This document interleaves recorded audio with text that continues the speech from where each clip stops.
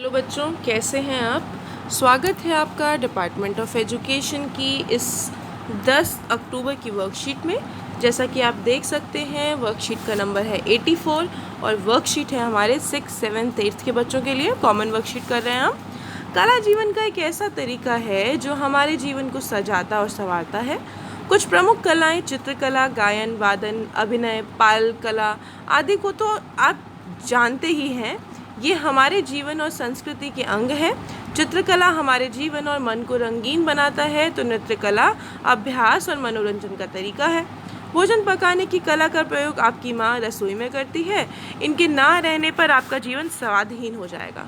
ज्ञान और विज्ञान ने जहाँ हमारे जीवन का सुर को सुविधाजनक बनाया और प्रगति की राह पर चलना सिखाया, वहीं पर कलाओं ने हमारे जीवन को सुंदर बनाया। प्राचीन काल से ही 64 प्रकार की कलाएं बनाई जाती हैं। कुछ कलाएं जानना मनुष्य की सभ्यता, संस्कृति और चरित्र के विकास के लिए आवश्यक है तथा जाने अनजाने में बहुत सी कलाओं का प्रयोग करते हैं। जब शरीर और मन थकता है तो संगीत हमारे थकान को मिटाता है। जब लोग प्रसन्न होते हैं तो गुनगुनाने या नृत्य करने लगते हैं। यह मनुष्य का सहज स्वभाव है। आप भी विचार कीजिए कि आपकी किस कला में रुचि है। यदि आप कुछ गाते हैं, उसे रिकॉर्ड करके अपने स्कूल के ग्रुप पर भेजिए। आपके स्कूल, पड़ोस या घर में जो भी आपके विचार से अच्छा चित्र बनाए, गाते, वंदना, डांस आदि करते हैं, उनकी सूची बनाएं। तो बेटा, संगीत में गायन और वादन 2 प्रकार की कलाएं हैं। इसमें से कुछ अच्छा लगता है और क्यों अच्छा लगता है आपको ये बताना है कि आपको क्या चीज़ अच्छी लगती है बच्चों और क्यों अच्छी लगती है। फिर तो भाई मुझे तो डांस करना अच्छा लगता है।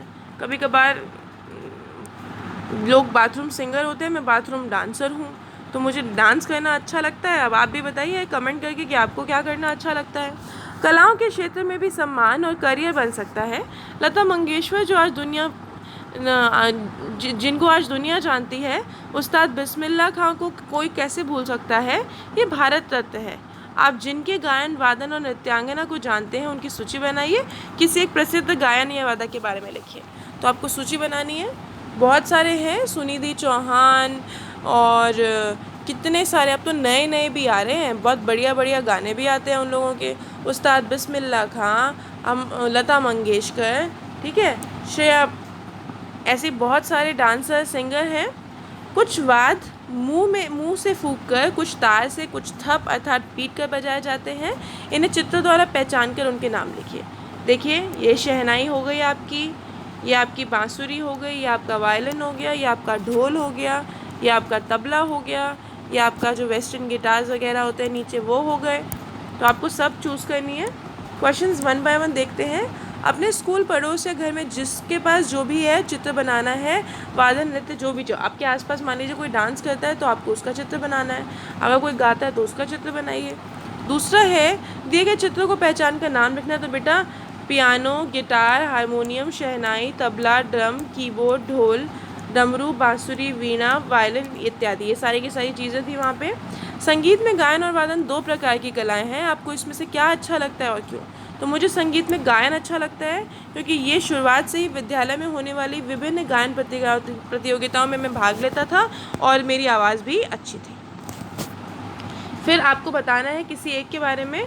तो मैं लता मंगेशकर, उदित नारायण, कुमार सोनू, अलका याग्निक, सोनू निगम, शान, दलेर मेहंदी, दलजीत, गिप्पी गरेवाल, गुलशन छानीवाला, हनी सिंह, बादशाह, AR रहमान, इन सबको अच्छे से जानता हूँ।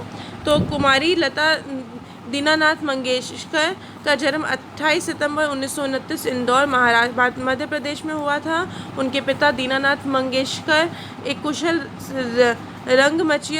मंचीय गायक थे।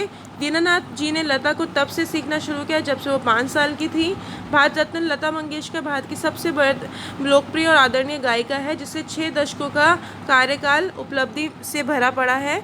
भारत की स्वर्ग कोकिला लता मंगेशकर ने 20 भाषाओं में 30,000 से भी अधिक गाने गाए हैं। इनकी आवाज़ सुनकर किसी की भी आंखों में आंसू आ जाएं। तो इसी के साथ हमारी 6 to 8 की जो वर्कशीट है आज, वो कंप्लीट होती है। और इसको करिए अच्छे से, भेजिए अपने टीचर को। अब हम कल मिलेंगे कल की वर्कशीट के साथ। तब तक के लिए stay healthy, stay safe, take care.